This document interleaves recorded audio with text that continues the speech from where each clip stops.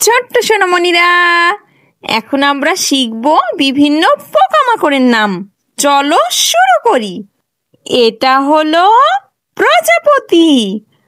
প্রজাপতিকে ইংরেজিতে বলে butterfly. Butterfly মানে প্রজাপতি। এটা হলো পিঁপড়া। পিঁপড়াকে ইংরেজিতে বলে অ্যান্ট। অ্যান্ট মানে পিঁপড়া। এটা হলো মৌমাছি। মৌমাছিকে ইংরেজিতে বলে হানিবি। হানিবি মানে মৌমাছি। এটা হলো মাছি। মাছিকে ইংরেজিতে বলে হাউস ফ্লাই। হাউস ফ্লাই মানে মাছি। এটা হলো ঘাসফড়িং। ঘাসফড়িংকে ইংরেজিতে বলে গ্রাসহপার। গ্রাসহপার মানে ঘাসফড়িং। এটা হলো মশা। মশাকে ইংরেজিতে বলে মস্কিটো।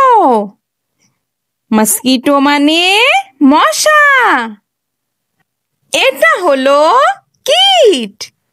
কীটকে ইংরেজিতে বলে বাঘ। বাঘ মানে কীট। এটা হলো ফড়িং। ফড়িংকে ইংরেজিতে বলে ড্রাগন ফ্লাই। ড্রাগন ফ্লাই মানে ফড়িং। এটা হলো কেন্ন। কেন্নকে ইংরেজিতে বলে মিলিপিড। মিলিপিড মানে কেন্ন। এটা হলো পঙ্গপাল। পঙ্গপালকে ইংরেজিতে বলে লোকাস্ট।